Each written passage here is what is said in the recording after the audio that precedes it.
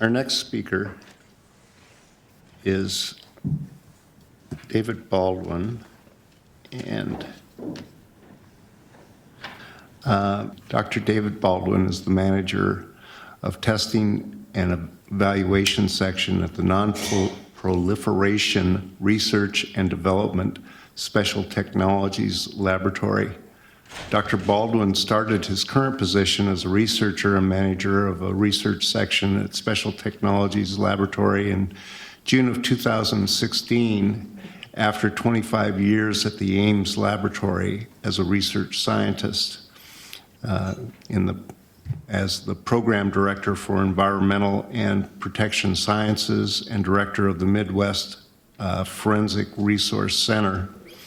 And in 2013 and 14, he served as interim deputy director of the Ames Laboratory. He is the principal author of the black box study that was previously referenced, and Dr. Baldwin is also the chair of the scientific working group on bloodstain pattern analysis, otherwise known as SWIG-STAIN, and a member of the Physics and Pattern Evidence Committee of NIST's Organization of Scientific Area Committees for Forensic Science. He served on the Interagency Working Group on Research Development and Technology of the Subcommittee of Forensic Science of the National Science and Technology Council. In a discussion of the need for evaluation of foundational validity of forensic science methods, the PCAST report singled out the Ames study in the field of firearm analysis, testing the ability of examiners to associate ammunition with the firearm from which the ammunition was fired as being appropriately designed to test foundational validity and estimate reliability. That study was conducted by the Ames Laboratory, a Department of Energy national laboratory affiliated with Iowa State University. The study employed a design similar to the black box study that was earlier referenced of latent fingerprints conducted by the FBI. The principal author, Dr. Baldwin, is going to discuss with us what a black box study is, the Ames and other ways in which national laboratories can assist the forensic science community. Dr. Baldwin. Thank you very much for having me here today. If I'm a little technical challenged, I'm still on California time, so I'm still asleep. I wanted to talk about cooperative efforts of forensic science R&D between federal laboratories and universities and the communities that they're meant to serve. It's very important that you understand what you're doing the science about when you undertake science.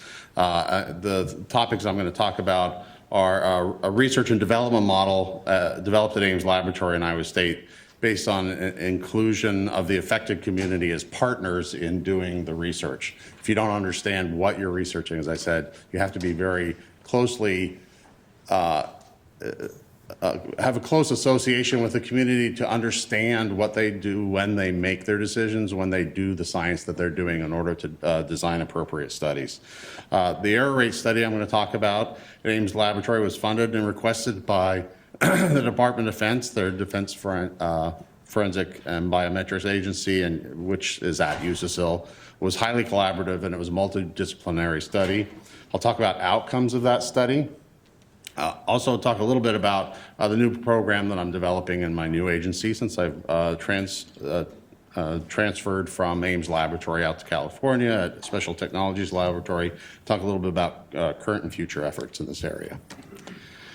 So the partnership with the community that we established when we created the Midwest Forensics Research Center, Iowa State University, it was developed around not just a research agency, because the forensic science community needs more than just researchers looking at their issues in science. They also need assistance in a number of areas whether that's management of their facilities, educating and training the participants, integrating the educational community so that college students coming in and looking for jobs actually are being trained in ways that are important for their future employers. The MFRC worked in all of these areas and developed a partnership with 50 to 60 federal, state, and local laboratories in a 16-state region of the upper Midwest.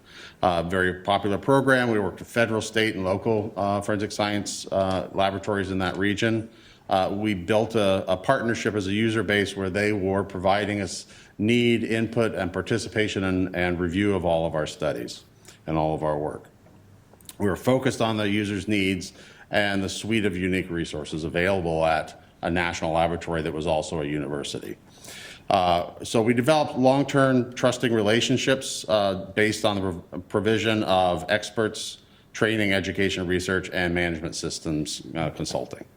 So we funded, in order to do the research program, we funded internal and external R&D programs. We worked with the National Institute of Justice to review and then provide seed funding for projects not only within our own agency, but at universities and research laboratories in the region. And we had practitioners then as reviewers and participants in all of these projects. So the result of this partnership is a trusting relationship with laboratories and practitioners. And the MFRC was seen as an agency that was invested in improving forensic science, not in tearing it down, not in starting from scratch, and not in just taking in research dollars for a research agency. So the projects address shortcomings, significant issues in the science, the management, and the training requirements of our partners. So having provided essentially what the community was telling us they needed in an efficient way, the community is willing to work with the MFRC to design and participate in studies. When you're starting to do things like an error rate study where you need a lot of participants to spend a lot of their time to work with you to give you effective data for your studies, you really need that type of trusting relationship where you know that they'll tell you what you did wrong, or they'll help you create the study in an effective way, and they'll participate in a meaningful way as well.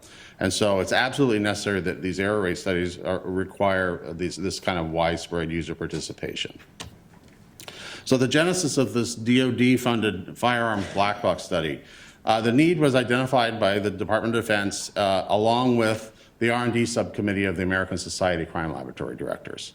They came to us and asked us if we would address issues with previous firearms examination studies with a new design. Now, those prior studies, in many cases, as was pointed out by Tanya earlier, they're very good studies that addressed particular issues like how similar are a series of barrels, or the prior work looked at particular issues. Black box studies are just a very narrow area of the things that need to be addressed or studied to understand the total error management, the balance of where error can enter into an examination. And so, and all it looks at is how often do they make an error, a particular examiner, when making a particular comparison.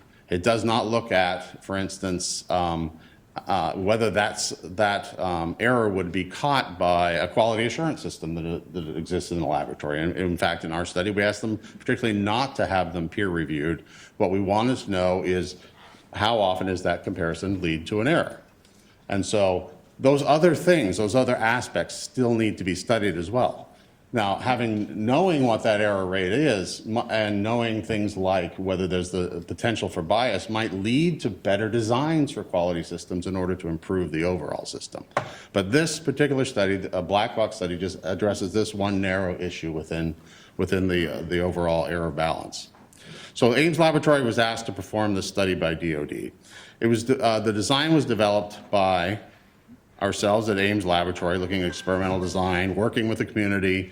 We had familiarity with the issues through our participation in some of the things like SWIG stain and OSAC. We have project management and risk management experience.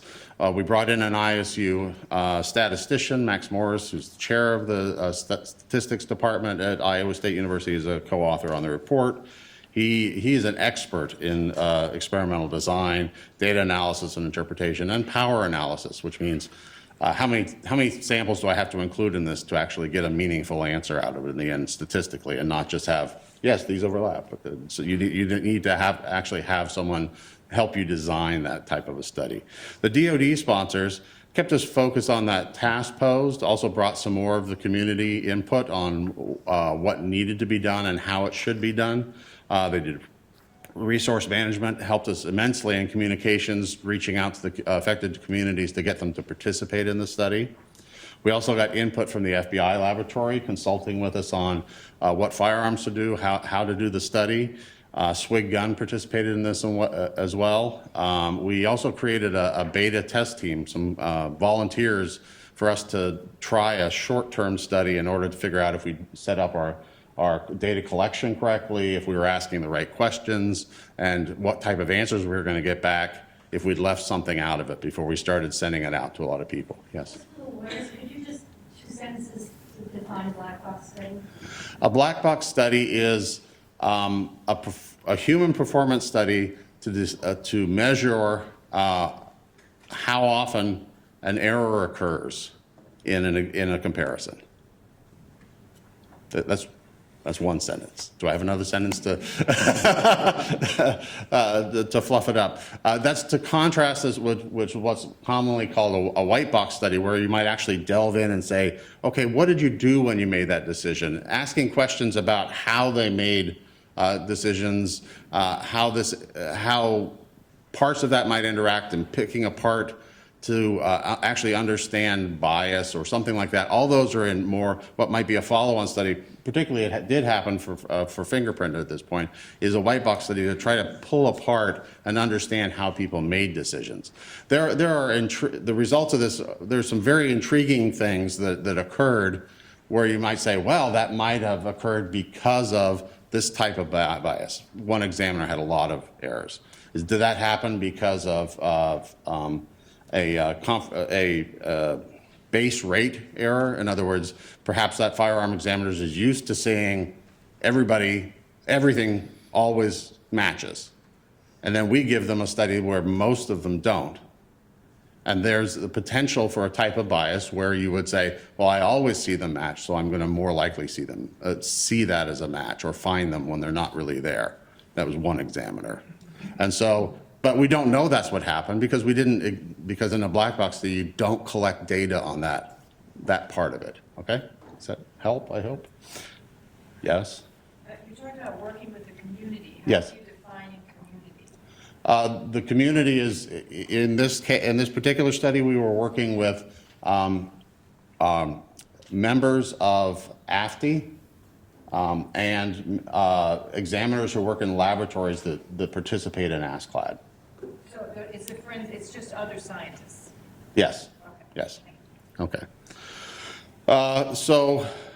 We also, in this study, had material communication support from, I'd never written such a long acknowledgement section in any paper I've ever done before because so many people had to come together to make something like this work. The scale of something like this is huge, but material and communication support came from ASCLD, AFTI, West Virginia University actually bought the guns and the bullets and fired them for us, and local law enforcement helped us get it all set up for the beta test where we just needed somebody to shoot a handful of cartridges and then collect the materials for it.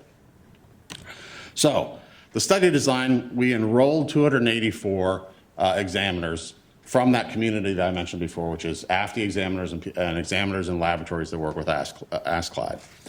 We actually got 218 responses back, which anybody who does human performance studies knows, wow, that's really good. To get something like 2/3 of, or more than 2/3 respondents to actually take the time, given that this might have taken them a week away from their paying job, is really quite a good performance on this. We used practicing firearms examiners only from these agencies. We sent 15 sets of 3 knowns and 1 unknown cartridge case, and we did not ask them to do any intercomparisons. And we didn't, in other words, we had them compare the 3 to the 1, But if they had another set that had 3 and 1, there was never a repeat within a set that they were given. And we never asked them to look at those repeats because the idea that they would see a close match here, but then they'd be confused by, oh, but this one's really close, can affect the outcome of a study. And so that's one of the aspects of what we were doing in an open set rather than a closed set, where there was never a repeat for any of the examiners. Okay, we asked them to provide an assessment of the number of knowns with usable marks. That's a very important part of the study. Some of the prior studies, they had been pre-screened, and they'd only given them things that had really good, clear marks. The thing about firearms analysis, that if you spend some time talking to them, is that sometimes when you fire the gun, it doesn't make very clear marks. It's obscured. We didn't want to, as you call it, cherry pick the samples, but we also wanted to know how often that happens because nobody had a number before on how often that happens. And so of the 3 knowns that we gave them, we asked them, did you get 1, 2, 3, or no clearly marked?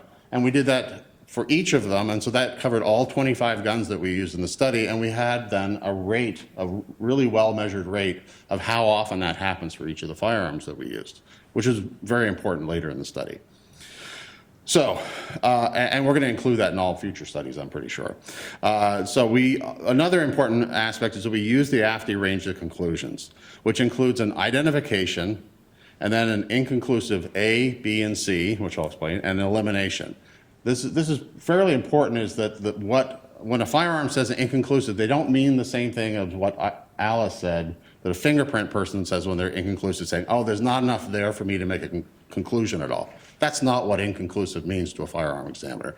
Firearms examiner, when they say inconclusive A, means that, okay, it's the same caliber, it has all the same features, and it could have been fired out of a gun of that caliber and of that type, and I see some features there that are close, but I'm not going to call that a match. There's not enough on that fine detail for me to say those are fired from the same gun, so I'm going to say no. It's not that I'm not expressing an opinion, it's that I'm saying no, but it has all these other characteristics, primary characteristics in there. Okay, so it's not a non-answer. And that's a problem that came up. I believe that there's an error in the PCAST report because they reanalyzed our data and misinterpreted the conclusion range. Okay, so inconclusive is not a non-analysis. The study was designed with 25 Ruger SR9, 9mm source firearms. We had to collect 20,000 samples in order to make these sets. 5 independent sets of source pairings. In other words, when you were enrolled in the study, you were randomly assigned to A, B, C, D, E, and then those people then also had randomization within their sets, so that we could then measure very well statistics. We weren't just measuring a rate, we were measuring uncertainty in a rate by having independent sets that were unrelated to each other. That's very important in statistical design, that there be independence in the sets when you're then coming up with a standard deviation, for instance. Okay? We received anonymous responses. A lot of them wanted to know, well, how did I do? Well, we can't tell you that because we're protecting you, because we're a federal laboratory with federal funding that says that if there's some result that would damage your career, we have to protect you from that. It's anonymous. Okay? Regulations in human performance studies require that. So the study results. There were 22 false positives in 2,178 comparisons. However, 20 of those 22 false positives were from 5 examiners. One guy did 7 out of 15. Okay. In a very simple-minded, you would just say, oh, well, what's 22 and 2178? It's 1.01% wrong in analysis. That's the error rate of the study set. But because there's this big difference, a lot of errors by some and no errors by a lot of people, the simple-minded approach is not an appropriate statistical analysis of this weird distribution, a non-normal distribution. The appropriate way of looking at it is what's called a beta binomial model, which I will direct you to Max Morris at Iowa State University to give you a lecture on that, or a semester. But the maximum likelihood estimator, in other words, the most likely error rate for the set, for the community, is 0.939, confidence interval 0.36 to 2.261. Despite media reports, which really just irks me, but I just bite my tongue because I never fight with the press. You just saying, essentially just quoting an upper bound of a really unlikely number and saying, it could be as high as this. That's inappropriate. The most likely answer, I went to a lot of effort to make statistics to tell you what the most likely answer is. Please quote that. Okay, false negatives. In order to know what false positive, you have to include both positive and negatives in a study if you want them to make a decision. So the false negatives, there were 4 out of 1,090, which is 0.367. There's the confidence interval. There were also, in addition to 4 saying elimination, there were 11 that said inconclusive in this range. Now that's important. They weren't incorrect. In fact, they were probably most correct, because the poor marking rate, where you don't get from all of these guns, the rate that you actually get marks that are so bad that you can't actually see them is more than 2% according to the study.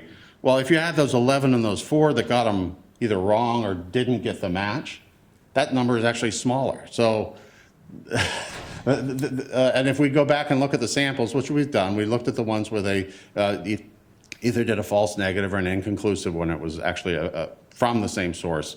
When we look at those are obscured. We did 3D imaging of those. Even a layman would say, oh, look, it's all wiped out, or it's just poorly marked. Okay, so those are induced by the poor marking. So the actual rate of people making really bad errors and missing marks entirely is probably some really small number, but you can't see it because it's obscured by the large rate of poor markings, and that obscures. Sometimes you just can't make the call because there are no marks there, okay? I know that's, I can go at length and I won't. The point I was trying to make before, though, is that taking the simple-minded approach to the statistics and ignoring what's in the study and in the report, or reinterpreting the inconclusives as meaning I can't tell anything and therefore throwing it out of the data analysis, is the wrong thing to do. Reanalyzing data after the fact and ignoring what was actually done in the study is a bad thing to do, and it's bad science. And please don't use the number that was quoted in the PCAST report, because it was a poor analysis of our data. Moving on from here, and I've moved on from here. We've moved from the Midwest. I now work in Santa Barbara, and we're working with people like Matt Gamet to try to create a new version of the Midwest Forensics Resource Center on the West Coast. Again, working with state and local crime laboratories. My new agency has much different resources than at a university. My agency runs the Nevada test site. That's what it used to be called. We do a lot of work in emergency preparedness, but also laboratory development of different optical techniques and ways of measuring different types of data. Ongoing efforts, we have an initial year of business development to create that Center for Forensic Science and Incident Response.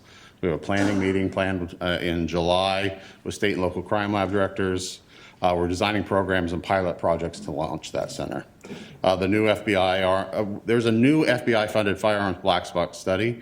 The FBI came to me before I left Ames Laboratory, and I got the study started. They're soliciting participants now, I believe. It includes, in this case, it'll be bullets and cases. The previous study was only on cartridge cases. Collecting the bullets is much more expensive and time consuming. There'll be some variations in the sources. In other words, the cartridge cases might not just be the same thing, the brass all the time. You have to be very careful when you create a study and you start saying, well, what if I change this aspect? Every time you break it up into a smaller set and variations in it, you're cutting down on the numbers that you have to do the statistics, and it's a fairly low error rate. 1% is a low number, And so you have to have a lot of samples collected if you're going to do that. It's also a longer-term study. There'll be multiple mailings for each participant. We're working on projects in footwear impression, 3D imaging, a study that I'm working with some people at Purdue University funded by NIJ. I have a long-term study in bloodstained fluid dynamics, and I'm starting to work on that at NSTech. There are additional error rate studies and other research needs that have been identified by the OSAC and are posted on their website with NIST, among many other R&D needs that have been identified by that community. You asked about peer review, a peer-reviewed publication of this report. DoD funded me to create a report that they internally reviewed, but they didn't fund me to do a published external peer-reviewed report, and I work at a federal contract laboratory. I can't work on things I'm not paid to do. They are working on publishing this report now with input from me, but I can't just do it myself without funding. So I think that's where we are. Thank you. Thank you. Alice, I'm going to put you on the spot. Okay. Okay? In your introductory comments, you indicated that in contrast to the PCAST report, you were going to focus on what laboratories are doing right. How do we narrow the gap, do you think, between present practice and the aspirational goals that the PCAST report expressed? Well, I don't know that necessarily forensic science is broken. There's certainly room for improvement in forensic science, but just because there are areas where we can improve on forensic science, and for example, by creating more quantitative methods of looking at pattern comparisons or looking at more areas of DNA, it doesn't mean that the methods that are being used are not valid. They just have different limitations. For example, last night my smartphone died. It got stuck on a screen and I couldn't use it. I had to use a landline at a hotel, which I haven't done in a long time, and there wasn't anything wrong with it. It had limitations. I couldn't leave the room and make that call, but it still worked and achieved the goal that I had. So I think when talking about closing a gap, it's not that forensic science is broken. It's just that it could be improved upon in many ways to provide better answers and more understandable answers to courts. For decades, these pattern-based disciplines that are under attack more so than others have been used, and there have been tests that have shown that you can get the right answers when you use those examinations, when you have ground truth samples and know that what you're comparing it to, they work. It's just a matter of ensuring that you're expressing the results of those examinations with appropriate caveats and limitations based on the validations that have been performed in those areas. Tanya? Yeah, so I don't think the PCAST report says that forensic science is broken. I think what it's saying, though, is that if you don't have a way of saying anything about the accuracy of your method, there's nothing you can say about the connection or the disconnection between an evidentiary source and a specific, suspect, whether that came from a particular suspect. Now, by the way, the PCAST report did not talk about class characteristics. And it's possible that there's enough evidence to support making class, saying that this is an Adidas shoe or something like that, right? But it's about whether you can attribute that source to an individual. And that's what they were looking at, which you could imagine would require a higher bar in terms of science.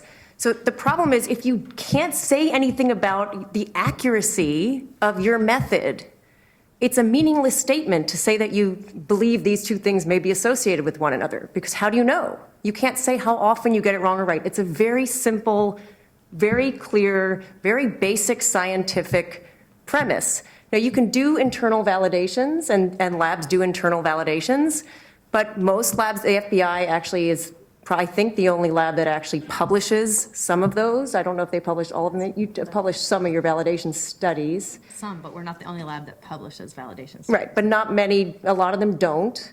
And so that's another problem. And those internal validation studies are sometimes studies that are more focused on testing whether you're applying the method appropriately in your laboratory. It's not testing whether foundationally that method is valid.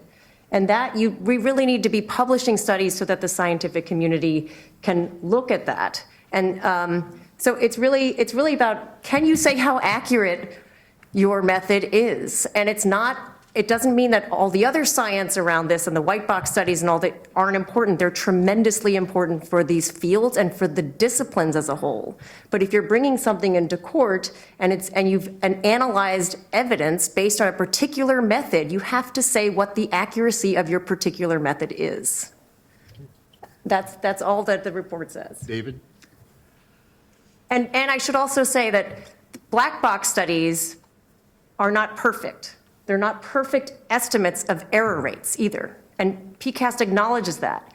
It's that this is the least you need. And it's actually, in some ways, the simplest way to get a ballpark estimate of the accuracy of your method. It's not a perfect way to do it. And there are other ways to supplement that once you have a ballpark estimate of your accuracy. But it's like a threshold. PCAST tried to identify threshold criteria for establishing accuracy for these subjective methods. David? By choosing that threshold, I believe that a lot of the other fields, a lot of the other disciplines have studies that establish that they can essentially make decisions, and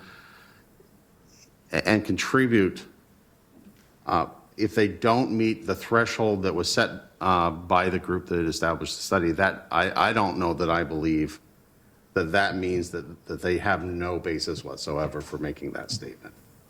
There are a number of other studies. The fact that they can't say a black box study gave an error rate of 1% does not mean that they do not provide valuable information that's useful to the courts. I think it's valuable. It's just not scientific, because what does it mean to say these two things are associated?